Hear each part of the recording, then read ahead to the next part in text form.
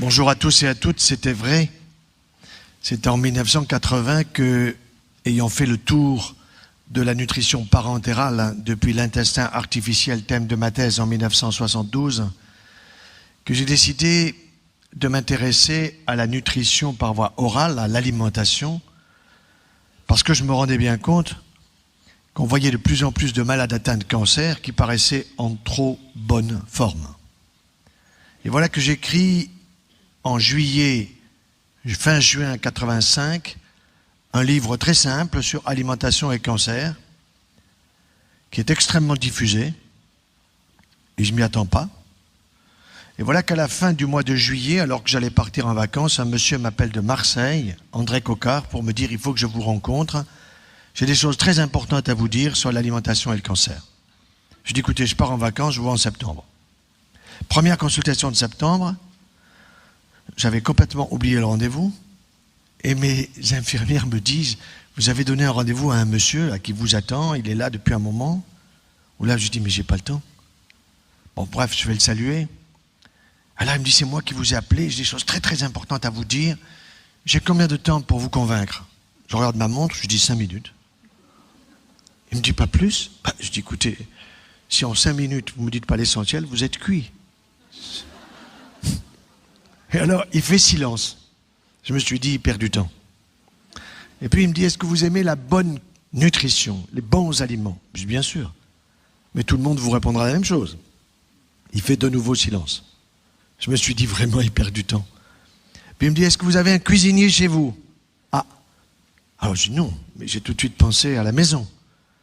J'ai pensé à ma moitié. Je me suis dit, il va me proposer d'être cuisinier à la maison. Qu'est-ce qui va se passer? Est-ce qu'elle va accepter? Comment ça va tourner? Alors j'appelle mon épouse devant lui, je dis, tu sais, j'ai un monsieur qui me paraît très, très scientifique, tout ça, et tu t'intéresses comme moi, tu sais bien la nutrition, mais voilà, t'inquiète pas, il va venir te faire des démonstrations. J'ai besoin de personne. Non, mais attends, laisse-moi finir. Écoute chérie, écoute, c'est important, c'est pour la recherche, c'est pour les malades. Bon, alors finalement, elle a accepté. Et puis, avant de nous quitter, il me dit, qu'est-ce que vous n'aimez pas? J'ai dit, j'aime pas tout ce qui est gras. J'aime pas tout ce qui sent pas bon. Il me dit, c'est parfait. Et il me cite toute une liste d'aliments, effectivement, que je n'aimais pas. Les sardines trop grasses, les canards trop gras, les saucisses trop grasses, bref. Il prend rendez-vous avec mon épouse, et puis 15 jours ou 3 semaines plus tard, j'arrive à la maison tard, après une grosse journée. Oh mince, il y a le cuisinier. Il va falloir faire attention. Et sur la table de la cuisine, je vois que des choses que je n'aimais pas. Je me suis dit, il a déjà perdu celui-là. Et puis il commence à me faire du baratin. Je dis, écoutez, je suis fatigué par la journée, je n'ai pas mangé à midi, on se met à table tout de suite. On va bien voir. Et puis, j'ai goûté. Les sardines que j'aimais pas, la saucisse que j'aimais pas, le canard que j'aimais pas trop gras. Ce n'était plus gras. Il m'a montré au fond du cuit-vapeur toutes les cochonneries, il n'y a pas d'autre mot, qui sont dans l'aliment et qui finalement, par la cuisson à la vapeur douce, le rendent en quelque sorte bio. Et là j'ai compris. Il est resté quelques jours à la maison, mais surtout je l'ai engagé immédiatement au laboratoire. Il est resté 9 mois chez nous. Pas plus de 9 mois, pourquoi? Parce qu'il s'est disputé avec mes chercheurs. Et vous savez, quand vous avez des chercheurs qui ont 25-30 ans, ils se prennent tous pour des futurs prix Nobel. Et ils pensent que toute petite personne qui a mon âge d'aujourd'hui, c'est un vieux con. Ils ne prennent pas conscience de l'expérience que l'homme peut avoir. André Coquart avait un cahier de presse monumental sur des brevets qu'il avait acquis dans tous les domaines de la science. Mais un jour, sa femme lui dit « Tu fais des choses pour les autres et rien pour moi. » Il se dit « Que puis-je faire pour ma femme ?» Elle cuisine pas trop mal. Il n'osait pas trop lui dire quoi. Alors il avait du pognon et il a décidé de faire le tour du monde pour aller voir comment on cuisait les aliments, parce que c'était ça le point clé qu'il avait mis en évidence. Il est parti partout. Il a observé. Et puis, rentré à Marseille, effectivement, il a créé un restaurant pour voir ce que les gens choisissaient, ce qu'ils laissaient dans l'assiette, ce qu'ils aimaient, ce qu'ils n'aimaient pas. Et c'est à partir de là qu'il a créé son vitaliseur, qui est devenu le vitaliseur de Marion. Et c'est le système le plus idéal qui soit pour pour la cuisson nécessaire à notre santé. Il n'y a aucun doute là-dessus. Nous l'avons testé au laboratoire. On a testé le cuit vapeur de Marion comparé à la cocotte minute à mettre au plafond et en écrivant Napoléon III, 1884. On a testé le micro-ondes, on a testé tous les autres moyens de cuisson. Aucun n'a la qualité de celui-là pour aider l'aliment à donner le meilleur de lui-même. Donc pour nous. Alors ce qui se passe aujourd'hui dans notre société, c'est que les gens ne sont pas conscients. Parce qu'ils ne voient pas, parce qu'ils veulent toucher. Ils ne sont pas conscients que tout ce qu'ils consomment et qui passe au niveau de leur palais, le palais des saveurs, ils ne se rendent pas compte que tout ça, ça part dans l'organisme, mais que c'est génialement organisé. Ils ne le voient pas. Et même encore aujourd'hui, on découvre des enzymes dans la salive qui sont des enzymes du goût. Quand vous demandez à un interne qui a fait chirurgie, qui va être un futur chirurgien, dis-moi Martin, combien tu as de glandes salivaires? Il vous regarde à travers son masque de chirurgien et il vous dit beaucoup. Non, je te demande un chiffre. Combien as-tu de glandes salivaires? Alors il vous répond 4. Je dis tu as 0, on en a 6. 2 parotides, 2 sous-maxillaires et 2 sublinguales. C'est là que ça démarre. Et c'est capable de fabriquer, si l'on mastique bien, 2 bouteilles comme ça, c'est-à-dire 1 litre de salive par jour. Car la digestion ne commence pas dans l'estomac, elle commence ici. Et les dents que nous avons ne sont pas pour le sourire de l'un ou de l'autre, elles sont pour broyer, mastiquer, rendre liquides les aliments solides, et pendant ce temps-là, les goûter. Car nos papilles sont destinées à nous donner le bonheur de tout ce que nous pouvons consommer comme aliment. Mais aujourd'hui, l'obésité coûte 10 milliards d'euros par an en France. 10 milliards d'euros, le diabète de type 2 acquis par la malnutrition et par la grande bouffe. Le cancer coûte 14 milliards d'euros. Nous sommes à 34 milliards d'euros. Quant aux maladies auto-immunes, de plus en plus nombreuses, liées à de mauvais fonctionnements par une mauvaise alimentation, parce que les gens suivent la télé 3h45 par jour. Alors je vous expliquerai, si vous voulez avoir un cancer, comment il faut l'avoir. Je vous expliquerai comment vous pouvez avoir une maladie d'Alzheimer, un cerveau de veau le plus tôt possible. Aucun problème. Toute notre société est orientée vers cela, et tout cet argent que l'on gaspille, on sait aujourd'hui que la moitié des cancers est liée à de mauvaises habitudes alimentaires, mais on n'ose pas le dire au grand public parce qu'il y a les lobbies qui dépensent un argent fou pour nous faire consommer les 24 milliards de litres de lait que l'on traite des vaches et qu'on nous fera consommer par les trous de nez, les oreilles en suppositoire, en yaya et en tout ce que vous voudrez. Alors aujourd'hui, vous êtes là passionnés par la nutrition, pas simplement pour vous-même, mais aussi pour tous ceux qui sont autour de vous. Et c'est vrai que je suis content dans mes conférences quand je vois toujours plus de femmes, bien qu'il y ait de plus en plus d'hommes qui s'y intéressent. Parce que quand vous informez une femme en France, vous informez 200 d'un coup. Quand vous informez un homme, vous allez informer la moitié d'un, sauf si vous touchez à son sexe. Donc je vous réserve, messieurs, une petite anecdote qui pourra vous être utile et qui vous coûtera pas cher, vous verrez. Alors oui, si on veut avoir un cancer, c'est pas très compliqué. Et on va prendre le tube digestif de haut en bas assez rapidement pour que vous reteniez les points clés. Car si vous voulez l'avoir, vous allez l'expliquer à vos patients.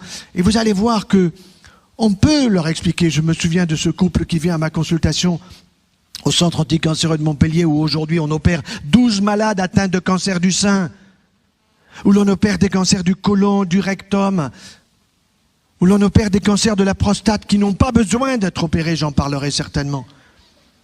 Alors ce couple, il vient et je demande qui est malade, j'avais la parité, l'homme et la femme. Et les deux répondent presque en même temps, docteur, nous sommes des originaux, nous on n'est pas malades, qu'est-ce que vous venez faire? Il y a un tas de monde qui attend, stressé, avec des maladies graves, et vous venez, vous n'avez rien. Allez donc voir les flamants roses au bord de la Méditerranée. Oui, mais docteur, on vient vous voir parce que on dit que vous êtes spécialisé dans la nutrition, alors vous pouvez pas nous donner des conseils pour qu'on ait un cancer? Tiens, je dis pourquoi vous voulez avoir un cancer? Parce que si vous nous l'expliquez bien, on saura bien comment pas l'avoir. Voilà une bonne démarche. Une démarche de l'intelligence qui fait que le grand public aujourd'hui veut savoir comment ça marche et s'intéresse même plus souvent que les médecins qui sont liés aux laboratoires pharmaceutiques, lesquels ont compris qu'il y avait beaucoup plus de gens en bonne santé que de gens malades. Alors il faut donner aux gens en bonne santé pour l'ostéoporose, pour la ménopause, tout ce qui est pause, andropause. Il faut absolument que nous prenions quelque chose et comme ça, on est certain de devenir malade. Et là, les labos peuvent s'occuper en plus de nous. Tout ça remboursé par la Sécu, bien sûr. Alors, vous voulez avoir un cancer otorhinolaryngologique, il n'y a aucun problème, c'est très simple. Vous allez prendre du Pernod Ricard régulièrement, du whisky, de la vodka, du gin. À Noël, vous allez voir ces pubs dans le métro et partout sur la vodka. Extraordinaire, il vous faut en consommer tout le temps. Et en plus, si vous prenez un peu de tabac, que vous fumez un peu de hashish, bien sûr, c'est formidable. D'autant qu'on ne vous dira pas que la marijuana d'aujourd'hui, elle est OGM. Les jeunes ne le savent pas. Elle était à 5% de concentration quand des ministres nous disaient que c'était une drogue douce. Résultat, aujourd'hui, elle est à 35% de concentration. Mais les jeunes vous disent, mais c'est bio puisque c'est une plante verte.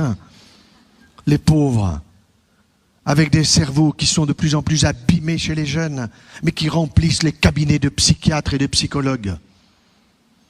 Oui, si vous ajoutez le papier maïs à tout cela avec l'alcool fort, pas de problème, un jour, vous aurez un ganglion en vous rasant le matin, monsieur. Eh ben, vous direz à votre femme, chérie, viens voir, j'ai une boule au cou. Elle va voir la boule, elle va toucher, t'as mal? Non. Mais elle stresse tout de suite, elle appelle le toubib. Docteur, mon mari a une boule au cou. Et le docteur a tout de suite fait le diagnostic au téléphone. Il sait que c'est une métastase ganglionnaire d'un cancer otorhinolaryngologique situé dans le palais des saveurs. Ce palais qui est inconnu de trop de monde et qui est tellement génial pour le bonheur et le plaisir de chacun d'entre nous. 3 fois par jour. 3 fois par jour. Eh oui, alors il faudra chimio, rayons, peut-être des aiguilles radioactives sur la langue. Le calvaire pour s'en sortir. On en sortira combien? Oui, 1 sur 2. Et tout le reste passera le mur de l'au-delà, rapidement. Cancer de l'œsophage, même chose, mais vous ajouterez des boissons brûlantes. Vous êtes tellement pressé que le café, vous n'avez pas le temps. Le thé, c'est bouillant, le chocolat au lait, le café au lait du matin, tout ça est bouillant, mais vous ne sentez plus que c'est bouillant, vous sentez que c'est chaud. Parce que vous avez brûlé les papilles et vous allez brûler l'intérieur de la muqueuse ésophagienne qui, irritée régulièrement, un beau jour, comme cette pharmacienne du Languedoc-Roussillon, à 52 ans, se retrouve avec un cancer œsophagien. Le stress ajouté à tout cela. Est-ce possible d'avoir un cancer œsophagien qui va nécessiter 6 heures d'opération, chimiothérapie, radiothérapie? Quand on lui dit qu'elle aurait pu éviter tout ça, elle dit, mais jamais personne ne me l'a dit. Et pourtant, elle est toubib, elle est pharmacienne, elle est docteur, elle est scientifique.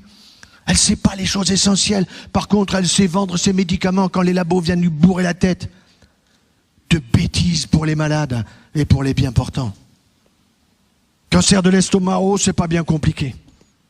Vous allez au McDo, non pas que le McDo va vous mettre un cancer d'estomac, mais là-bas, on vous dit surtout, vous fatiguez pas. Vous avez du pain de mie, fatiguez pas vos ratounes, et puis vous avez la viande hachée, mâchée par quelqu'un d'autre avant vous. Ça, vous allez vous en souvenir.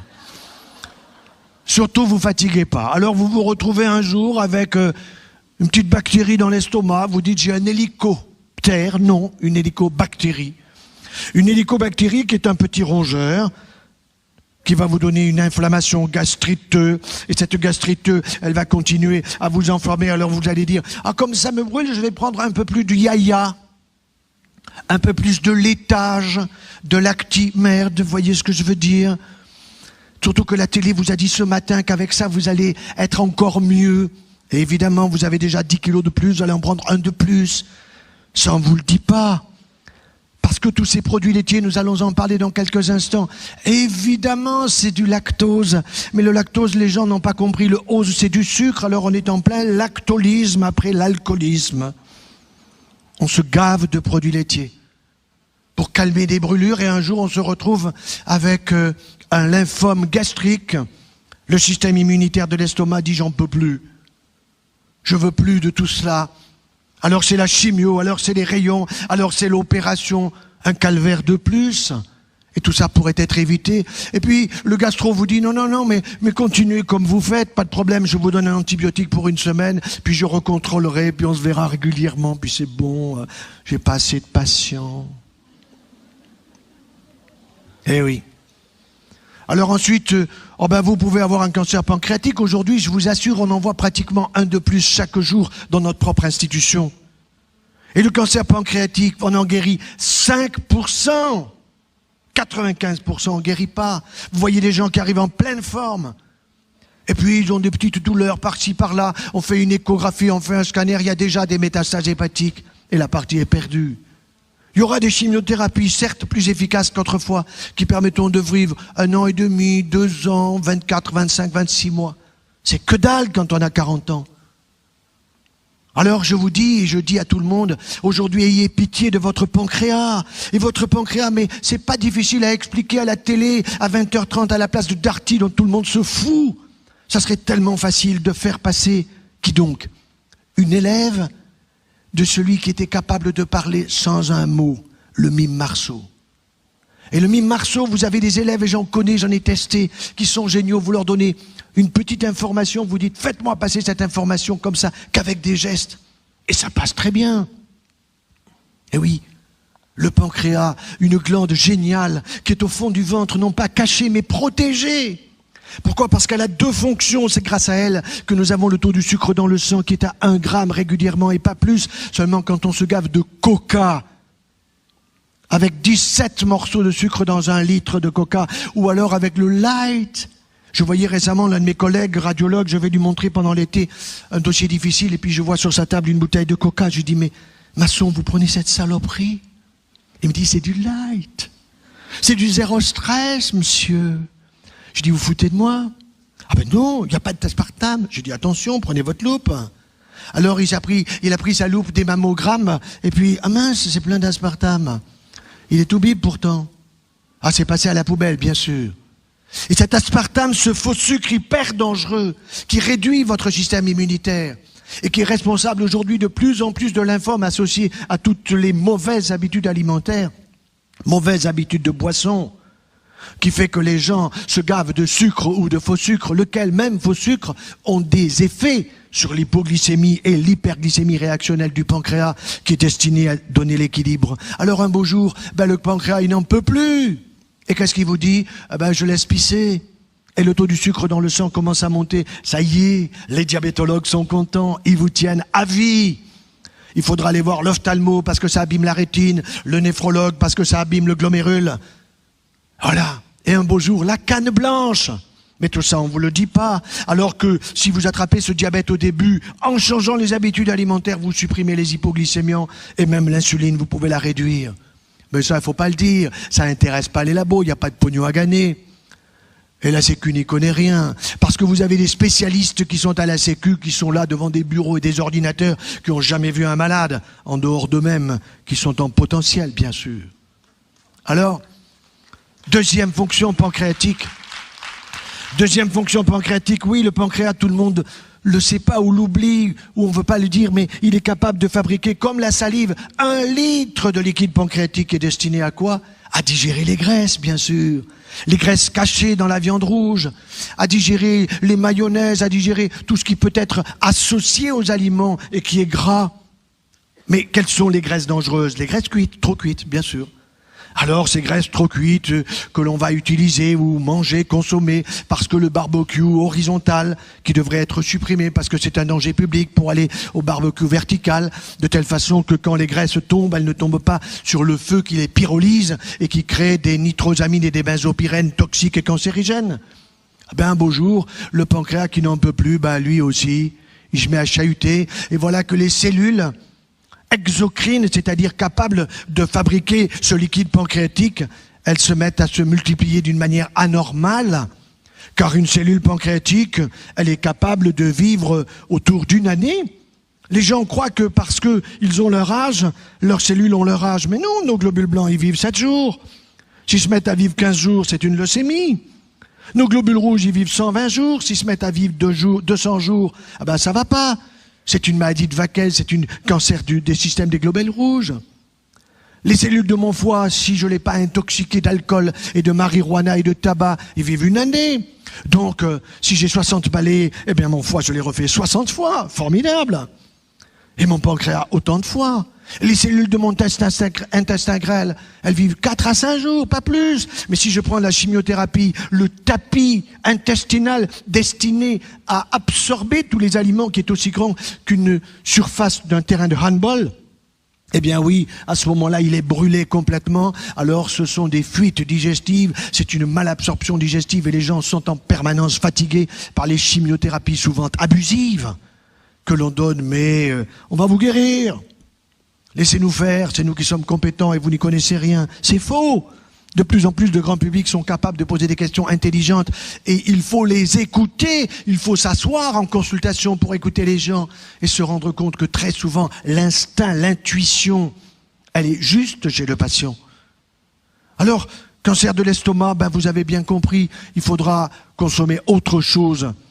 Il faudra bien mastiquer ces aliments, prendre des fruits, des légumes et des légumineuses et des fruits plutôt bio parce qu'ils ne contiennent pas de pesticides. Bien que si vous avez une pomme qui contient des pesticides, écoutez, vous allez la manger quand même après avoir fait tremper pendant la nuit quand vous dormez. Elle va bosser, elle va libérer les pesticides de sa peau, 80%. Le reste, vous les consommerez, mais pour éliminer les pesticides, on sait où ils sont maintenant. On les a cherchés dans le cerveau, dans le foie, dans les reins, dans les surrénales et partout. On ne les a pas cherchés là où ils étaient, sauf à la fin, dans le tissu gras sous la peau. Et oui, ce tissu gras sous la peau, il nous protège. Un petit centimètre, un demi-centimètre, mais il y en a qui en ont 10 centimètres. Et voilà. Alors on oublie qu'on a des émonctoires. Certes, il y a les urines, mais il y a aussi la sueur, la transpiration. Et on sait maintenant que quand on transpire, on élimine des choses qui sentent pas bon parce que ça, on sent pas bon, donc on va sous la douche. Ce sont les pesticides, insecticides et autres choses de l'agriculture conventionnelle qui sont lipophiles. Ils aiment le gras. Et donc, ils vont se stocker dans le gras en priorité. Et puis, quand ils ont bien stocké mon gras au-dessous de ma peau, ils vont se stocker dans le foie pour abîmer le fonctionnement de la plaque métabolique fondamentale de notre organisme, qui est la glande hépatique. Et puis ensuite, ils vont se stocker dans le cerveau. Alors c'est la joie, la tremblote de la maladie de Parkinson. Vous les voyez dans la rue, vous faites des diagnostics de Parkinson dans la rue, à la gare ou dans les aéroports. Celui-là, il est sous médicaments. Ou alors c'est l'obésité. Ou alors c'est la constipation. Que de constipés en France, mon Dieu! Vous avez vu les hommes et les femmes politiques aujourd'hui? Qu'est-ce qu'ils sont constipés, mon Dieu! Ça fait peur. Ça nous coûte 800 millions d'euros, alors qu'on serait parfaitement capable d'aider les gens à évacuer correctement, parce que tous les jours on veut avoir une ville propre, parce que tous les jours il faut évacuer les déchets comme nous, et nous les sélectionnons avec les urines d'un côté et les matières de l'autre. Et cette évacuation, elle doit être quotidienne et elle doit être parfaite, je veux dire par là qu'il ne faut pas avoir du ballonnement. Seulement les gens sont tellement gavés, comme l'a dit Marion tout à l'heure, de produits laitiers et autres produits sucrés.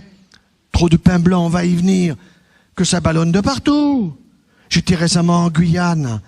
Je suis allé en Martinique, en Guadeloupe. Là-bas, ils prennent des haricots. C'est bien les haricots, il faut savoir les faire cuire. Là-bas, ils en font de la purée. Ils mastiquent même pas, ça descend tout de suite. Après, ça ballonne, ils flottent tous à la piscine ou à la mer. Et puis après, c'est la pétarade assurée, on les entend dans Métropole. Incroyable. Tout simplement parce qu'on leur a pas appris, parce que la télé que les gens regardent, elle pourrait être géniale pour former les gens à une meilleure santé et faire des économies de santé extraordinaires. Alors oui, vous avez pitié de votre pancréas, mais vous me dites, docteur, j'aimerais avoir un cancer de l'intestin grêle. Ah, désolé, c'est difficile. Pourquoi c'est difficile, docteur? Eh bien, parce que l'intestin grêle, figurez-vous, je vous l'ai dit, il est très vaste au point de vue absorption, mais il est très long aussi, et puis ça circule beaucoup là-dedans. On en a 4 à 6 mètres. Ah bon? Chérie, tu as 4 à 6 mètres d'intestin, mon ami, là-dedans? Extraordinaire. Oui. Et ces 4 à 6 mètres, ça veut dire que ça circule beaucoup. Et il circule là-dedans 10 litres de liquide. 10 litres, docteur, mais je ne bois pas 10 litres. Non, vous les buvez pas, mais vous les fabriquez, vous allez voir comment. 1 litre de salive, 1 litre de liquide gastrique, 1 litre de liquide pancréatique, 1 litre de bile par le foie, j'en suis à 4, plus 1 litre par mètre d'intestin grêle si vous en avez 5, ça vous fait 9 litres, plus 1 litre que vous buvez, ça vous fait 10 litres. Ah bon? Eh oui, à la sortie, vous avez 1 litre d'urine, grosso modo, et puis 3 fois rien au niveau des matières en liquide. Sauf si vous avez le choléra. À ce moment-là, c'est la seule indication du Coca-Cola qu'il faut vendre en pharmacie, remboursé par la Sécu. Parce qu'effectivement, quand vous avez le choléra, vous avez ce qu'on appelle la courante. Vous voyez ce que je veux dire? Et donc là, il faut prendre du sucre à fond la caisse. Donc d'un côté Coca et de l'autre la suite. Voilà, et là, vous vous en sortez. C'est la seule indication du Coca-Cola. La deuxième indication, c'est pour nettoyer votre tapis. Vous avez remarqué, quand vous avez une tache, vous pouvez nettoyer le tapis. Voilà, là, il n'y a aucun problème. Ça sera efficace.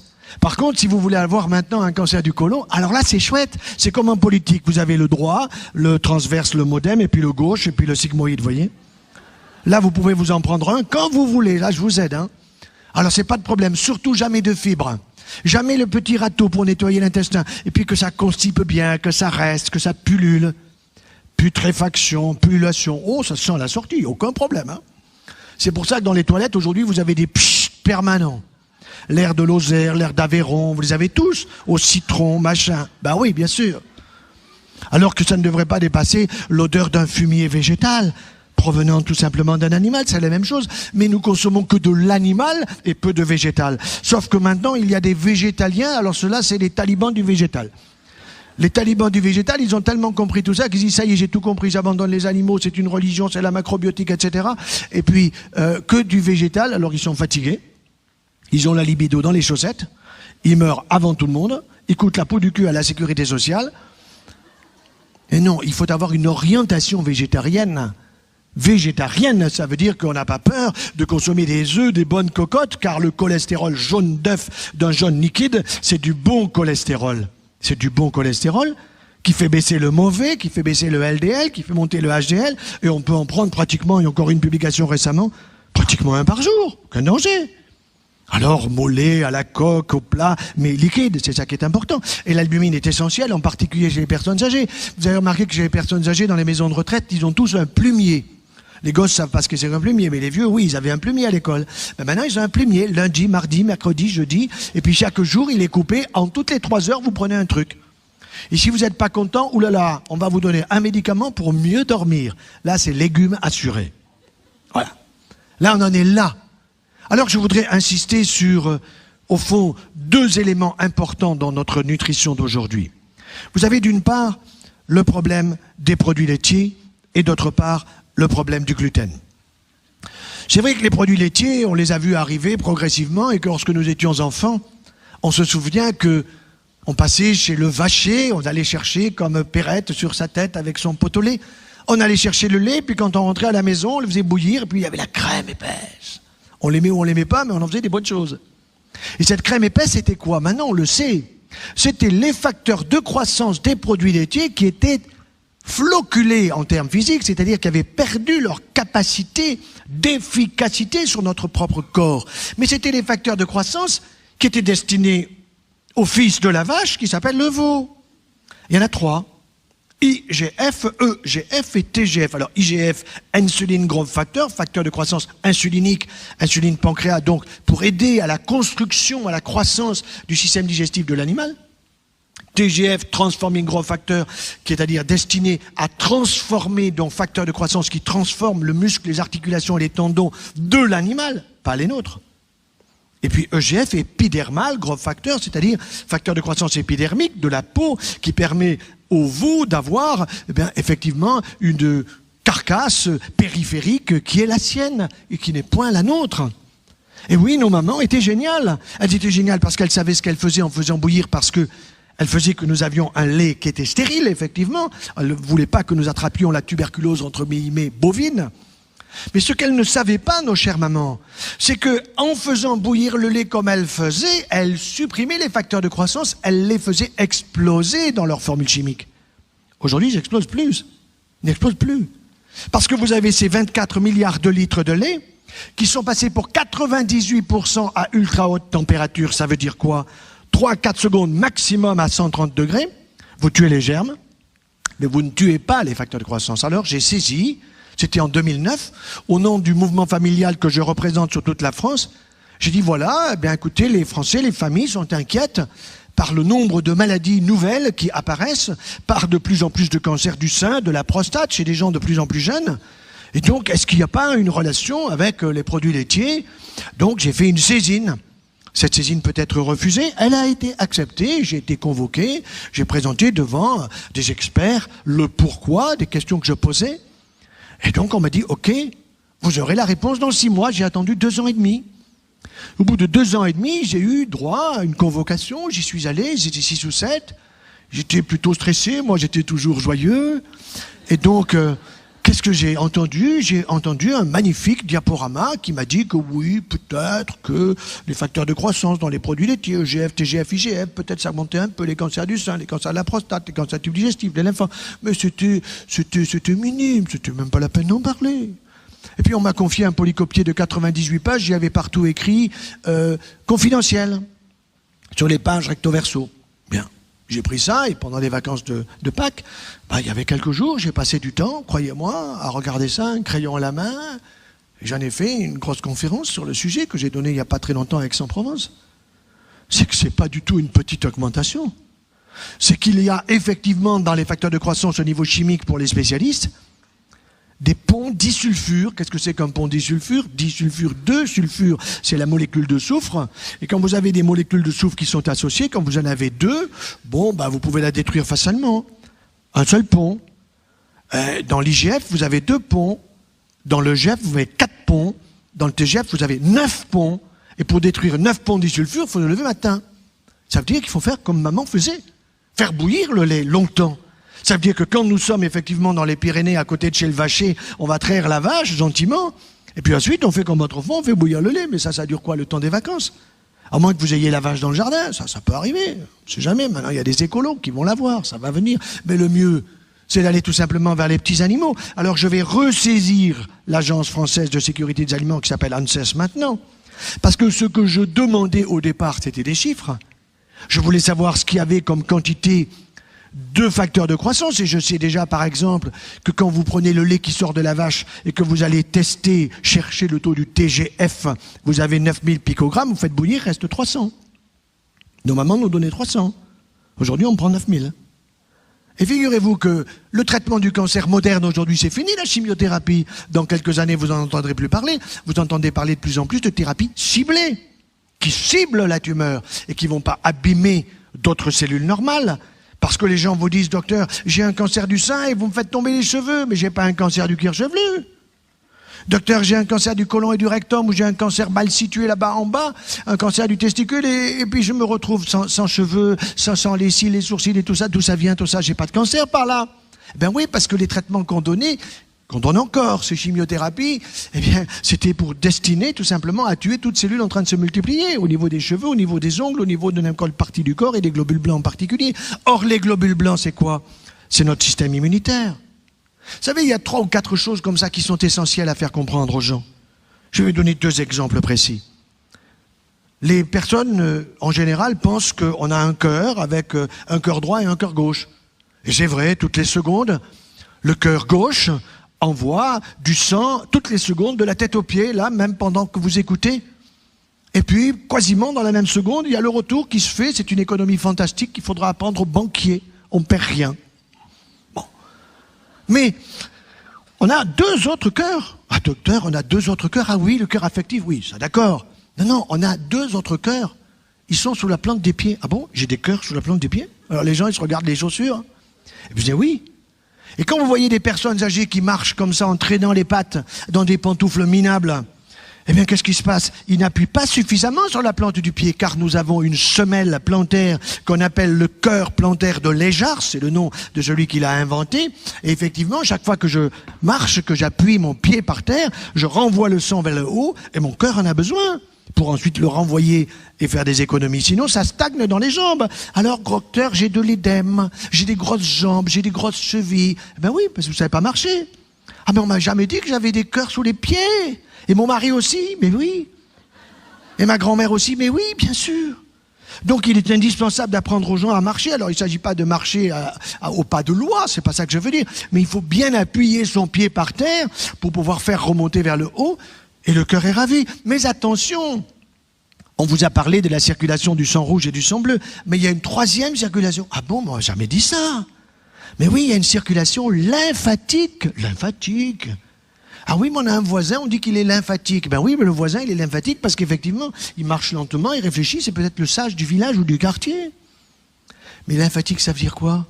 Ben ça veut dire que nous avons une circulation lymphatique, effectivement, vous allez voir, qui est formidable. Et quand je suis en train d'opérer, ou que ce soit dans le thorax ou dans le ventre, j'enseigne mon interne, mes externes qui sont là, je dis, vous allez me décrire ce que vous voyez au bout de mon instrument. Et il me décrit une circulation serpentine très fine, qui n'est pas plus grande que l'extrémité de ces mines de stylo. Et là-dedans, cette circulation, on voit du liquide qui est clair comme de l'eau, parfois un petit peu blanchâtre, un petit peu troublé, et que l'on peut rendre toute blanche. Toute blanche, comment faites-vous? Oh ben, il suffit tout simplement de faire prendre une bonne consommation d'un produit gras comme du beurre, 100 grammes de beurre la veille, et le lendemain, tout le système lymphatique, il est envahi de tissu gras. Ah bon?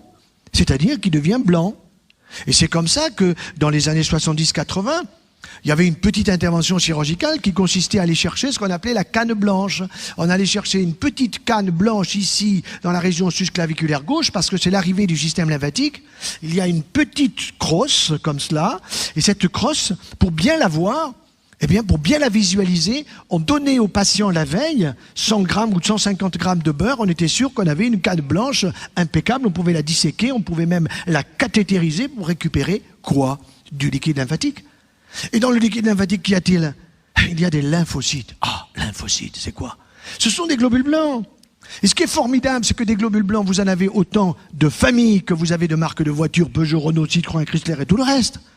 Seulement, ces marques de voitures, elles font toujours la même chose. Tandis que là, ces familles de cellules lymphocytes, vous avez des tueurs, vous avez des helpers, des killers et des helpers, c'est-à-dire ceux qui aident et ceux qui tuent des bactéries ou des virus, qui sont utiles à notre propre protection. On parle de l'immunité parlementaire, qui permet de faire n'importe quoi.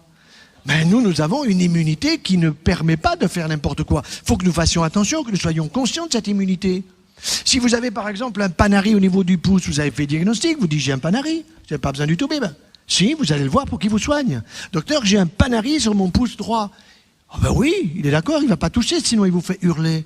Par contre, il va vous examiner les selles, il va vous examiner le coude, il cherche des ganglions, et quand il palpe le ganglion dans la région axillaire, du même côté que le panari, il est content parce qu'il dit le système immunitaire de monsieur ou de madame fonctionne, ça bloque le staphylocoque qui ne va pas passer dans le sang pour donner une septicémie. Formidable. Et vous pensez que c'est difficile à expliquer? Moi, j'explique ça à des gosses dans les écoles. Ils sont fascinés, ils arrivent à la maison, mamie, papy, ils expliquent. La transmission peut se faire à l'envers maintenant, des plus jeunes aux plus anciens. Mais c'est très important de bien faire comprendre ce système immunitaire parce qu'il est lié à notre alimentation. Alors vous avez bien compris que si vous avez des facteurs de croissance qui viennent des produits laitiers en plus du lactose en excès, d'abord le lactose, vous allez en faire quoi? C'est du sucre. Comme vous avez dépassé la nécessité dont votre corps a besoin parce que vous n'êtes pas tellement bûcheron, parce qu'en général on passe pas mal de temps dans le fauteuil, parce qu'on ne se fatigue pas trop, il ne faut pas trop fatiguer notre corps. Moyennant quoi il est fatigué. Ça c'est formidable, c'est la dame qui vient vous voir, vous l'examinez, vous la tranquillisez, et puis elle vous dit docteur, vous pouvez voir le dossier de mon mari? Bien sûr madame, montrez-moi qu'est-ce qui se passe. Il est tout le temps fatigué. Et qu'est-ce qu'il fait? Rien. Voilà, ça c'est formidable. Il ne fait rien et pourtant il est tout le temps fatigué. Je vois le diagnostic tout de suite. Ah, je me marre là. Alors voilà, voyez docteur, j'ai poussé mon docteur quand même. J'ai pu obtenir qu'il fasse une échographie. Le mari est là, mais laisse donc le docteur tranquille, tu as bien vu que l'échographie elle est normale. Seulement le monsieur, lui, il a lu que la conclusion. La conclusion qui dit il n'y a pas de tumeur, tranquille. Madame, elle lit tout. La grosse différence entre l'homme et la femme, on veut tous nous mettre au même niveau. Vous avez vu comme c'était fabuleux tout à l'heure. Cette parité de l'homme et de la femme en train de jouer de la musique, et bien là c'est la même chose. La femme elle lit tout, docteur. Il y a écrit que mon mari il a une stéatose hépatique, ça veut dire quoi? Il a le foie gras. Ah bon? Mais c'est pas une oie mon mari. Non mais madame il fait mieux que les oies. Les oies il faut les gaver, mais votre mari lui, comme il est fatigué, c'est biscuit, whisky. Exact. Biscuit, whisky. Et donc le 1 gramme d'alcool, 7 calories, 1 gramme de sucre, 4 calories, on en fait quoi? Du gras. Et le gras, il va où? Il va se stocker dans le foie. Parce que le foie, quand il a stocké en glycogène pour 2 jours, 2 jours et demi de réserve, au-delà de ça, il y en a trop, il fait du gras. Et c'est le foie gras, c'est comme ça qu'on gave les oies et qu'on a du bon foie gras à Noël. Ah oui, d'accord. Et alors, mais mon mari, il a des gamma-GT élevés. Et le docteur, il avait craint. C'est comme ça que j'ai pu obtenir qu'il fasse un scanner ou une échographie. Ben oui, mais les gamma-GT élevés, ça veut dire que son foie, des transaminases du foie, il lui dit, ça va pas. Il lui dit, ça va pas. Là, on est dans le monde invisible et pourtant on a des critères. Alors vous expliquez ça au monsieur, vous essayez de lui expliquer gentiment, parce que évidemment sa femme le lui disait depuis longtemps, mais quand c'est vous qui le dites, il vous écoute davantage. Mais il faut le revoir. Alors 3 mois plus tard, il revient, il a un taux de gamma-GT qui s'est normalisé. Mais il faut plus de temps pour supprimer une stéatose hépatique. Alors ça me rappelle, quand un jour je suis allé dans le Périgord pour voir un de mes frères, je lui ai dit, fais-moi connaître un éleveur de foie gras. Ah ben parce que c'est bon, on achètera pour la famille, pour les fêtes, c'est sympa. Et puis cet éleveur de foie gras, je l'ai suivi toute une journée. Et voilà que le soir, on a fait un bon repas, on a pris du sauterne, on a pris du foie gras, c'était super sympa en famille, avec la famille de l'éleveur. Et puis, c'était vers 11h30, minuit, il me dit, je vais voir mes oies. Tu vois ? Je dis, lui, il va voir ses oies le soir, et moi, je vais voir mes malades. Je peux vous accompagner? Bien sûr, docteur, venez avec moi, vous allez voir, c'est formidable. Et puis, je suis allé voir ses oies, il en avait sélectionné une dizaine, qui étaient là, comme ça. Il leur palpe le foie.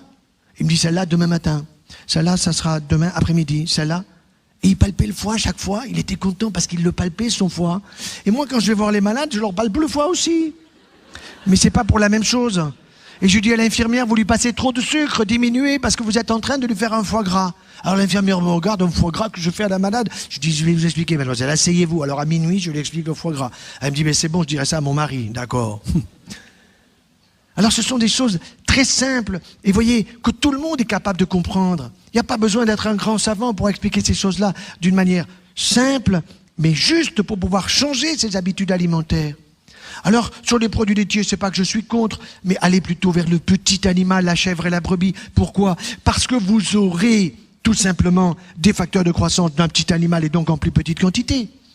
Et autre chose, évidemment, vous aurez du calcium. Ah, maintenant, si vous prenez pas votre calcium dans le lait de la vache, mais vous allez finir en poussière. De toute façon, c'est certain, mais le plus tard possible. Parce que dans le lait de la vache, vous avez 4 fois trop de calcium. Ah ben c'est chouette. Ah ben oui, ben alors vous le mettez dans vos articulations. Ah bon? Ah ben oui, vous avez pas mal aux hanches. Ah si, docteur, j'ai mal un peu à ma hanche droite et à mon dos, régulièrement. Et alors? Ah ben oui, mais je sais pas quoi faire. Alors je suis allé voir le rhumato, il me propose des infiltrations. Vous en pensez quoi? Ben, ça sera à vie. À vie? Ou alors on va vous donner, comme cette malade qui arrive me voir un jour et qui marchait comme si elle marchait sur des œufs. Elle se met là devant moi, elle s'assied, elle enlève ses chaussures minables et je vois des doigts de pied avec des articulations interphalangiennes qui étaient rosées, qui étaient inflammatoires. Évidemment, elle avait mal. Je dis, mais pourquoi vous venez me voir? Moi, je suis chirurgien cancérologue, vous n'avez pas un cancer? Vous avez une polyarthrite rhumatoïde? Il me dit, oui, je suis allé voir mon docteur, il m'a dit, va voir le rhumato, ma chérie. Alors, je suis allé voir le rhumato, il m'a dit, madame, c'est une maladie à vie. Première poussée, quel âge vous avez? 32 ans. À vie. Et alors, j'ai dit au docteur, mais qu'est-ce que c'est le traitement? Ben voilà, vous allez avoir des anti-inflammatoires pour supprimer la douleur. Mais comme ça va vous brûler un peu l'estomac, vous aurez un traitement pour éviter la brûlure de l'estomac. D'accord? Et puis ensuite, vous allez avoir du méthotrexate. Comment ça s'écrit? M-E-T-O, etc. Elle écrit tout ça. Elle s'en va, toute penaude. Elle rentre chez elle, elle prend l'ordinateur. Méthotrexate, traitement du cancer. J'ai pas un cancer. Anti-inflammatoire, ça fait des brûlures à l'estomac, ça fait des hémorragies, mais je veux pas de ça. Et puis elle continue à surfer, puis elle voit alimentation, 3e médecine, un bouquin, un type qui s'appelle Jean Seignalé, Montpellier. Oula, elle dit, il faut que je le voie. Elle apprend qu'il est plus de ce monde, et puis elle voit qu'il y a un type qui a un nom de clown, qui a fait la préface. Alors elle vient me voir, c'est comme ça qu'elle est arrivée. Elle me dit, mais vous me conseillez toi, puisque vous avez préfacé le bouquin, vous savez bien ce qu'il faut dire. Eh bien, madame, c'est très simple, en arrivant chez vous, vous ouvrez le frigidaire. Oui, je vois. Et alors vous prenez le beurre, le yaourt, le fromage, le lait, les crèmes glacées, les béchamels, pchit, à dégager. Ah bon? Vous prenez le pain, les pizzas, les pâtes, les viennoiseries et les biscuits, pchit, à dégager. Mais il me reste quoi? Ben, il vous restera que vous allez remplir le frigo avec des bonnes choses. Vous y mettrez des bons poissons, de la viande blanche, vous y mettrez des bons fruits, des bons légumes, et si possible bio. Vous allez être copain avec l'agriculteur qui est le premier acteur de votre santé, madame. Ah bon? Le premier acteur de ma santé, mais c'est mon docteur. Mais non, madame, c'est pas votre docteur, c'est le dernier, le docteur. Le premier, c'est l'agriculteur, le deuxième, c'est vous, le troisième, c'est le docteur. Alors oui, le problème du pain, pourquoi vous me virez tout ça, docteur? Moi, je veux comprendre. Alors, je lui ai expliqué les facteurs de croissance. Je lui ai dit, en plus, si vous voulez avoir un cerveau de veau, formidable. Ah ben oui, justement, ce matin, en partant de chez moi, je ne savais pas où j'avais mis mes clés. Ça commence. Le nombre de gens qui perdent la mémoire, oh là là, mais c'est effrayant. Pourquoi? Parce que c'est la région de l'hippocampe. Et savez-vous que vous avez 2 zones du cerveau absolument fabuleuses où vous pouvez multiplier les neurones? Formidable. Le bulbe olfactif, c'est-à-dire la zone antérieure du cerveau. Vous avez le lobe olfactif à droite et à gauche qui permet de sentir les bons plats, les bons fruits, les bons légumes. Vous prenez une pomme bio, elle sent la pomme. Vous prenez une pomme pas bio, elle sent que dalle. Ça change tout. Or, nous devons stimuler notre système olfactif. Nous pouvons multiplier les neurones dans le système olfactif si nous le stimulons. Et quel est le premier signe de la maladie d'Alzheimer? C'est l'anosmie. Et l'anosmie, c'est quoi? Je ne sens plus les odeurs. Même quand ça sent mauvais, je ne sens pas. Ben oui, ça, c'est vrai. C'est pour ça qu'il y a tous les petits dans les toilettes, vous comprenez? Pour les suivants. Voilà. Alors, la deuxième zone, c'est l'hippocampe. Et je me souviens qu'en première année de médecine, j'avais 17-18 ans comme mes copains. Et puis notre prof de cytologie, il nous donne le cours sur les neurones. Formidable. Il commence en disant, les petits, vous n'avez pas encore 20 ans, mais à partir de 20 ans, vous allez perdre 20 à 30 000 neurones par jour. Ouh là là. Quand je l'ai vu, je me suis dit, qu'est-ce qui doit lui rester à lui? Je suis pas allé lui dire ça à la sortie, bien sûr. Je suis allé le voir, je dis, maître, mais vous avez dit qu'on perdait des neurones, mais moi je suis plutôt de nature économe et je voudrais bien les garder, mes neurones. Il me dit, petit, tu les perdras. Ah bon? Mais qui c'est qui a dit ça? Il me dit, c'est un prix Nobel. Ah oui, quand on a dit prix Nobel, on a tout dit. Non, mais quel prix Nobel? Il me dit, Ramón y Cajal, 1906, Madrid. Je vais aller vérifier, il avait raison. Mais Ramón y Cajal, aujourd'hui, il se ferait planter en première année de médecine. Il s'est planté. Il n'a pas eu le prix Nobel que pour ça. Il le méritait pour d'autres choses. Mais ce qui est sûr, c'est que nous sommes capables de multiplier les connexions neuronales dans l'hippocampe, qui est la zone de la mémoire. Mémoire immédiate, mémoire d'hier, d'avant-hier et de la guerre de 14, que votre grand-père vous a raconté. Eh oui. Alors c'est pour ça que quand je suis avec mes petits-enfants, je me régale parce que je prends les fables de La Fontaine et puis je les réapprends. Alors un riche laboureur sentant sa mort prochaine fit venir les enfants, leur parlant. Ah, ils se disent, mais il est pas si con que ça, le vieux. Il apprend encore. Mais oui, mon petit, on apprend tout le temps. Et si tu apprends pas dans ton cerveau toute ta vie, tu t'en souviendras à 100 ans, tu n'arriveras jamais à 150. Parce que l'objectif, c'est au moins de faire comme Moïse. Il est arrivé à 120, il avait ses yeux, ses oreilles, ses dents. Et puis le Créateur lui dit, mais non, ça suffit. Un bisou, on dégage. Voilà. Mais il faut viser 120. Nous devons vivre dans un, avec la tête sur les épaules, avec les pieds dans les bottes. Ça veut dire qu'il faut avoir une activité physique. Il faut avoir une activité physique et il faut bien s'alimenter. Alors j'en viens à ce sujet capital qui est évidemment le gluten. Docteur, vous n'allez pas m'empêcher de manger du pain. C'est des gâteaux, je me régale, je ne pourrai jamais m'en passer. Eh bien si, mais il faut que je vous explique, parce que si vous ne comprenez pas, vous ne pouvez pas prendre le bon chemin. C'est quoi le gluten? Le gluten, c'est la protéine du froment. Il y a la gliadine, un peu plus spécialisée. Et on sait que cette gliadine, eh bien, par exemple, c'est une protéine qui, quand on en prend trop, le rein ne l'aime pas trop. Il y a des néphropathies au gluten, des néphropathies à la gliadine. Et on voit de plus en plus de cancers du rein liés à une consommation excessive, non seulement des produits facteurs de croissance, des produits laitiers dont j'ai parlé de vaches, mais aussi liés à la consommation excessive de pain blanc en particulier. Or, le pain blanc se comporte comme du sucre.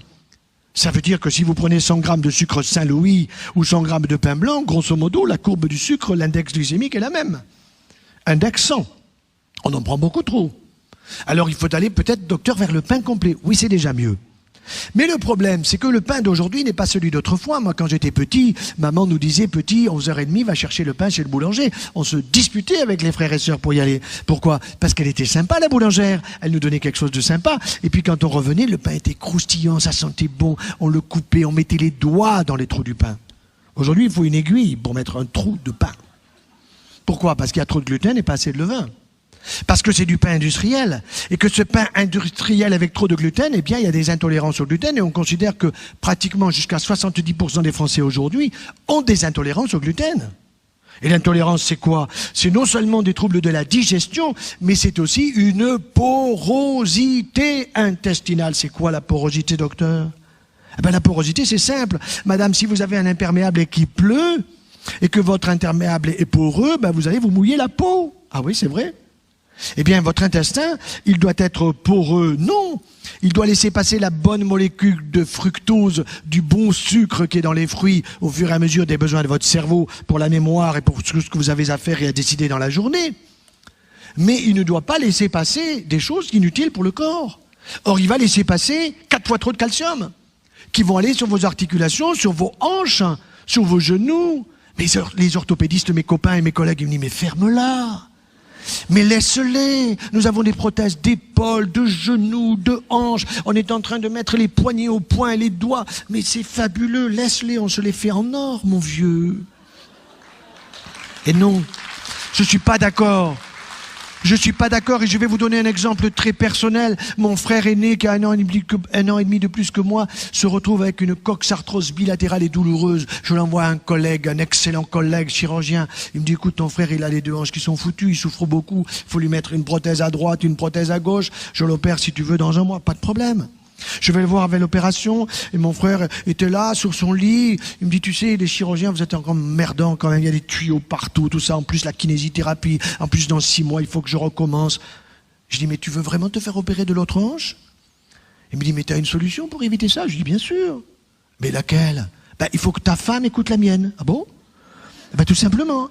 Il faut que tu bouffes pas comme tu bouffes. Parce que c'est ça, il bouffait. Il se gavait de produits laitiers dès le petit déjeuner, la tartine de beurre, il ne pouvait pas s'en passer, c'était la religion. Le café au lait ou le chocolat au lait, pareil. Depuis la petite enfance, ça lui rappelait quand on jouait aux billes. Puis tu arrêtes tout ça. Ah bon, et je prends quoi? Tu prends du thé vert, ou tu prends du thym et du romarin, ça te réveillera, tu seras en pleine forme, tu pèteras le feu, tu vas pisser clair. Ah oui, parce que moi, elles sentent, voilà, cherche pas. Et puis tu vas arrêter tout simplement tous les produits laitiers, tu vas aller vers la chèvre et vers la brebis. Ah bon? Mais ça a trop de goût, justement. Et comme ça a du goût, tu seras rassasié. Par contre, si tu prends du fromage du fromage blanc, t'as bien vu, ta femme, elle a dans les fesses son fromage blanc. Elle me dit, t'as raison. Eh oui.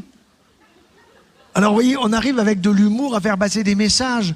Et c'est vrai que ce sont des choses très, très importantes dans la vie de tous les jours. Ça fait 6 ans, il n'a pas été opéré de l'autre hanche, et pourtant son autre hanche, elle n'est pas jolie. Mais il n'en souffre plus. Pourquoi? Parce que la consommation excessive de produits laitiers et de calcium en particulier, qu'est-ce qu'elle faisait? Elle a irrité régulièrement antigène, anticorps égale inflammation au niveau de sa hanche, alors j'ai mal. Et quand la dame était venue, et qu'elle a compris quand elle est repartie avec ses chaussures minables, je lui ai dit, écoutez, j'aimerais vous revoir dans 1 mois et demi, 2 mois, et si ça marche pas, vous avez le droit de m'écrire, je vous donne mon adresse mail, et si c'est pas bon, vous me dites, docteur, vous êtes nul, votre système, allez vous faire voir, je vais voir un rhumato. Et je lui ai dit, écoutez, ça m'intéresse, écrivez-moi, venez me voir. 1 mois et demi plus tard, elle revient, jolie, mignonne chaussure. Et elle a une phrase extraordinaire, elle me dit, docteur, maintenant je descends les escaliers toute seule, en courant, ça avait du sens pour elle. Elle avait simplement changé ses habitudes alimentaires. Elle avait arrêté la médecine. Et quand je lui ai dit, vous pouvez reprendre un tout petit peu, peut-être de chèvre ou de brebis, du roquefort, ou de la tome de brebis, ou un bon petit chèvre, là, pas la bûche, parce que dans la bûche, vous avez écrit pure chèvre, vous avez 25% d'élevage dedans. Sauf si vous connaissez le producteur qui vous dit, moi je triche pas. Eh bien voilà. Elle a dit non, j'en prends pas. Elle avait trop relié ses douleurs à ses produits blanchâtres. Est-ce que je peux prendre, docteur, du lait de soja? Non, madame. Vous n'êtes pas asiatique. Prenez du lait de châtaigne, prenez du lait de riz, du lait de végétal. Mais le lait de soja, je veux bien de temps en temps, mais pas trop. Parce que maintenant, le danger, c'est que les femmes se gavent de ça et on voit des récidives de cancer du sein, ou chez les femmes qui sont à risque de cancer du sein, une augmentation des risques, tout simplement par les phytoestrogènes en trop grande quantité. Alors évidemment, aujourd'hui, ce qu'il faut voir, c'est que par ce changement des habitudes alimentaires, c'est certain que nous allons réduire le nombre de cas de malades atteints de cancer. De cancer du tube digestif, tout simplement parce qu'on va aider les gens en consommant beaucoup de fibres qui vont ratisser, mais ces fibres, il faut les manger crues. Alors je dis pas trop cru parce que ça fait crudivoriste et qu'on dit c'est instincto. Alors fraîche, des pommes fraîches. Ah, la pomme au four. Non, la pomme pas au four. La pomme sort du verger, là. Vous la croquez, etc. Et vous allez vous régaler, la pomme, la poire. Je me souviens aussi d'une fois, j'étais avec un de mes collègues parisiens. Vous connaissez les collègues parisiens, hein? En général, ils ont 2 choses qui les caractérisent, pour nous les provinciaux. D'une part, un nœud paps. Et ils ont l'accent pointu. Alors là que j'étais avec un collègue Parigot, dans un train TGV, et nous allions à Lausanne pour un congrès de nutrition. Et voilà qu'à 10h du matin, mon Parigot de collègue me dit, joyeux, je vais prendre ma petite collation. Il revient avec une boîte de sardines.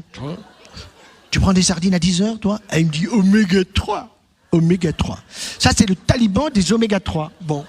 Alors, moi, je sors ma pomme de la poche, pomme du matin, éloigne du médecin. Très bien. Et puis, il ouvre la boîte, consciencieusement, et il m'offre des sardines. Je lui dis non, je te remercie. À gauche, j'avais des amandes, des noisettes, des noix, des raisins secs, des bonnes choses, quoi, que ma femme avait mis dans la poche amoureusement. Et lui, il se tape toutes les sardines. J'ai dit, tu fais ça tous les matins à 10h, oméga 3 pour le citron, c'est formidable. Ce que je lui ai pas dit, c'est que tous les oméga 3 étaient dans l'huile, parce qu'il m'a dit, je laisse l'huile. Extraordinaire. Alors oui, les oméga 3, c'est important. Oui, il faut manger du poisson 2 à 3 fois par semaine parce que vous avez les oméga 3, mais il faut savoir les faire cuire. Alors je les mets en papillote. Ou alors je les passe comme ci, comme ça au four. Non, le mieux c'est la cuisson à la vapeur douce. Vous allez le rendre bio, votre poisson. Les cochonneries éventuelles, elles seront au fond du cuve-vapeur et vous allez vous régaler avec du citron, avec de l'huile d'olive. L'huile d'olive avec l'acide oléique qui permet le transport du calcium sur l'os, finit l'ostéoporose. Ah, mais on m'a fait une ostéodensitométrie. Ah oui, et alors? Ah, mais montrez-moi. Ah ben, je suis très inquiet, docteur. Parce que j'ai une ostéopénie. Que vient faire le pénis, docteur, là-dedans? J'ai dit non, mais madame, ostéopénie en grec, ça veut dire c'est peu de calcium sur votre os. Ah bon?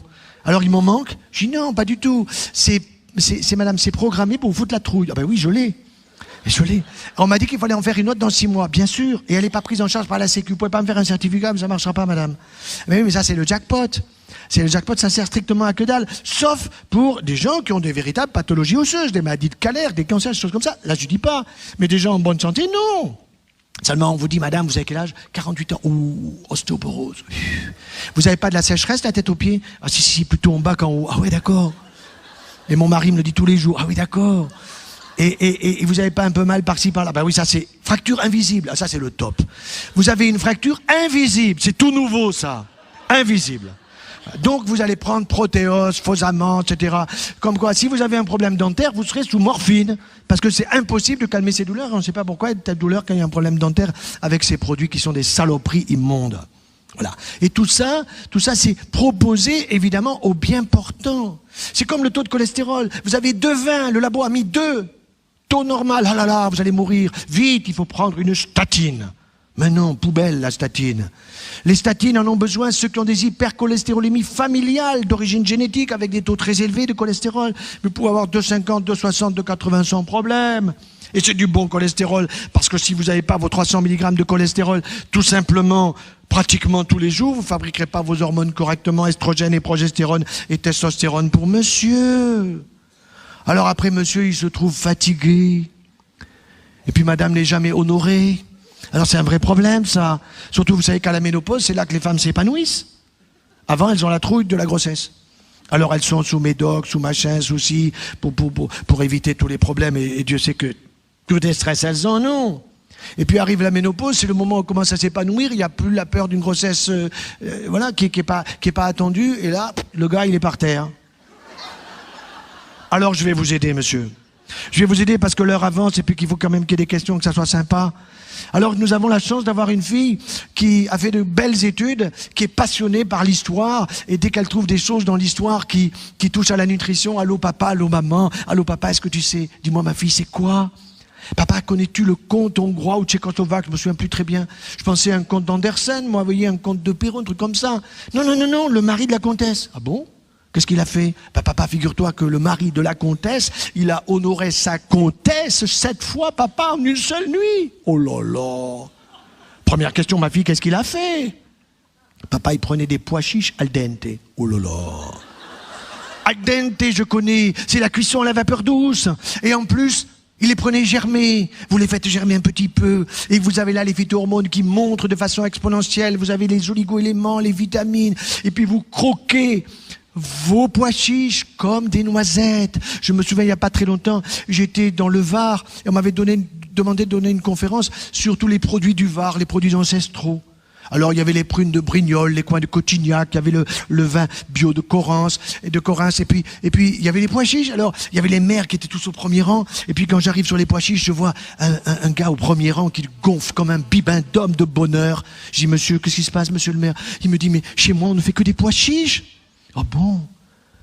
Et alors? Je lui dis, mais envoyez-en à l'Élysée. Vous vous souvenez, ça a marché. Ça a marché. Oui, il y a eu un petit comme ça, c'est comme ça que c'est arrivé. Voilà. Non mais ça, vous le gardez pour vous, bien sûr. Vous le gardez pour vous. Alors, Alors, évidemment, à la sortie, je vais, messieurs, vous répondre à votre question, parce que je sais ce que vous posez comme question. Combien de fois par semaine? Bon. Et vous en prenez, vous, docteur, combien de fois? Bon. Alors moi, je vais vous dire, c'est 2 fois par semaine. C'est une bonne poignée, cuisson à la vapeur douce, légèrement germée. Et vous y mettez de l'huile d'olive. Et vous y mettez du thym, du romarin, ou bien de la menthe, du persil, qui apporte beaucoup de calcium. Et là, vous aurez un nonos de qualité. Parce que le calcium végétal, si vous mastiquez bien avec Oratoun, 75% d'absorption. Calcium animal, Danone, eux-mêmes le disent, maximum 40%. Mais ils oublient complètement le calcium végétal. Ah bon, il y a du calcium dans la pomme? Ah bon, il y a du calcium dans une orange? Ah bon, il y a du calcium dans... Mais attendez, les vaches, vous avez vu les vaches boire du lait? Sinon, elles sont folles, hein. Elles bouffent que de l'herbe. Elles bouffent que ça. Alors ça, c'est des choses qui sont passionnantes. Donc, éviter la porosité intestinale, ça veut dire quoi? Eh bien, désolé, à la maison, on a arrêté le gluten. Et pourtant, je n'ai pas de véritable, je dirais, intolérance, personnellement en tout cas. Mais j'ai changé ma vie. Et c'est tellement mieux. Avec quoi? Le pain des fleurs.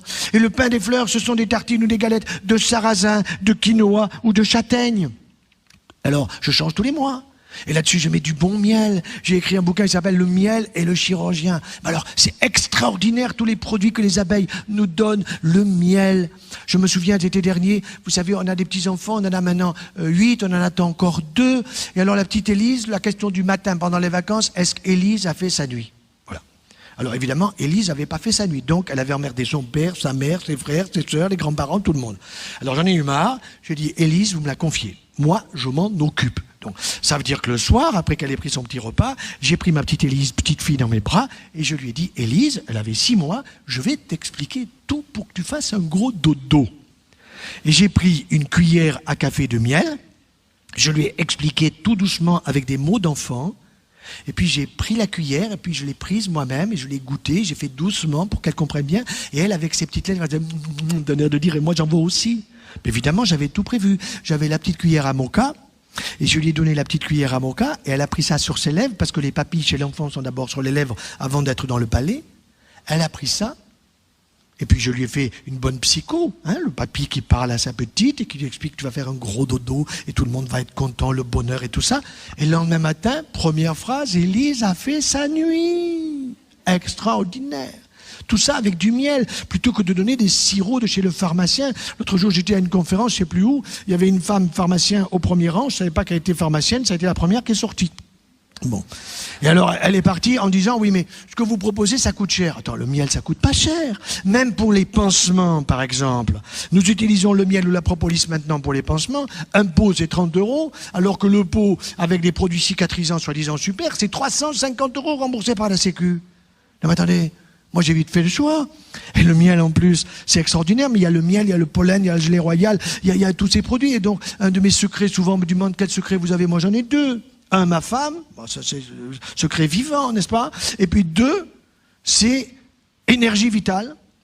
Alors c'est quoi énergie vitale? Donc dites-moi vite, énergie vitale. Ben, c'est du miel, c'est de la propolis, la gelée royale, c'est du ginseng, c'est de la papaye, c'est de la cérola. Tout ça dans un petit pot ce matin. Avant de descendre au petit déjeuner, j'ai pris ma petite goulée d'énergie vitale, et ça tous les jours entre le 15 octobre et le 15 février en fonction du temps. Et dès qu'il y a un peu de grippe, alors on vous dit attention, vous avez la H1N1, H2N2, enfin vous savez, ça va être H3N3 cette année, il faut vacciner tout le monde. Alors mes infirmières me disent, mais alors monsieur, vous êtes le boss là, alors vous faites vacciner vous? Je dis non, non sûrement pas, mais vous donnez pas l'exemple. Je dis si, puisque je me fais pas vacciner. Alors, elles me disent, mais monsieur, vous faites quoi? Ben, je prends de l'énergie vitale. Ah c'est quoi? Alors toutes, elles se sont mises à l'énergie vitale. Et dans mon service, il n'y a pas eu d'absence. Il n'y a pas eu de grippe dans les services à côté. Il y a eu des absences, il y a eu des grippes, elles étaient toutes vaccinées. Alors ils ont fait passer le message, cette année, personne ne sera vacciné. Vous voyez, c'est comme, il y avait de l'aspartame, là, pour leur petit café, petit déjeuner, tout ça. J'ai foutu ça en l'air. Je leur ai expliqué, elles ont compris, c'est terminé. Le Nutella, vous avez vu, on leur a fait la fête récemment. Ben ça marche. Parce que moi, je vais vous donner la formule, hein. Il y a du chocolat, il y a du sucre, il y a du beurre, il y a des cacahuètes, il y a tout ce qu'il faut dedans. Et puis à la fin, il y a du carbamide. Alors il faut vous expliquer, alors quand j'explique ça à mes infirmières, c'est quoi monsieur le carbamide? Ben le carbamide, c'est simple, vous en éliminez tous les jours dans vos urines. Ah bon? Alors quand on a fini de préparer le chocolat, il faut faire pipi dessus, ben voilà. Et là, vous avez du Nutella, plus Évidemment de l'huile de palme, hein, parce qu'on pense à vous, parce que ça permettra d'avoir un taux de cholestérol qui monte, de prendre des statines, etc. Vous voyez, ça c'est formidable. Tout ça, c'est à laisser à la poubelle. À la poubelle. De la même façon que pour cuire les aliments, il n'y a aucun doute là-dessus, il faut aller vers la cuisson à la vapeur douce. Tout à la vapeur douce. Et là, vous allez avoir une alimentation que vous pourrez bien digérer, vous aurez moins de ballonnements, vous aurez des évacuations tout à fait normales, et vous serez dans une forme éblouissante, et vous allez stimuler votre hippocampe pour éviter l'Alzheimer, et vous n'allez pas avoir des douleurs articulaires pour aller chez le rhumato, et vous n'aurez pas besoin d'aller chez le médecin. C'est vous qui serez votre propre médecin, car, souvenez-vous de ce qu'Hippocrate a dit, que ton aliment soit ton médicament. Il a dit ça 500 ans avant notre ère, à un moment où lui, il était un grand observateur, il n'avait même pas un stéthoscope, mais il posait son oreille sur le dos du malade, comme j'aime le faire encore aujourd'hui, avec une fine serviette pour écouter ce poumon qui respire, avec une observation du malade par rapport au bien portant. Il n'y avait pas Internet. Il n'y avait pas le CNRS et l'INSERM, mais cet homme avait vu lui-même déjà, dans des livres fabuleux, il avait vu tout ce qui était nécessaire pour notre santé. Et plus récemment, souvenez-vous de Jean Rostand, ce célèbre biologiste, qui disait une phrase également formidable, « Vaut mieux un bon menu qu'une ordonnance ». Alors ainsi, si tous les gens, si tous les Françaises, les Européens se mettent à mieux manger, il faudra s'occuper des Américains, des Anglais aussi. Vous avez vu en Angleterre, ils ont une reine avec un palais. Mais vous avez mangé chez eux déjà, vous savez ce que... Non mais c'est quelque chose d'effrayant. Alors oui, il vaut mieux un bon menu qu'une ordonnance, et ainsi, nous ferons des économies de santé. Et ainsi, les 15 milliards de déficit de la sécurité sociale se réduiront progressivement. Il faudra du temps, il faut 10 ans, 15 ans, guère plus, ça va très vite. Nous sommes déjà en 2012, et en 2020, on nous promet 2 millions d'Alzheimer. Eh bien non, nous ne le serons pas. Il ne faut pas suivre les publicités des télés, il ne faut pas suivre les publicités des radios. Si, c'est formidable. C'est tout ce qu'il ne faut pas acheter, c'est ce qu'ils vous présentent.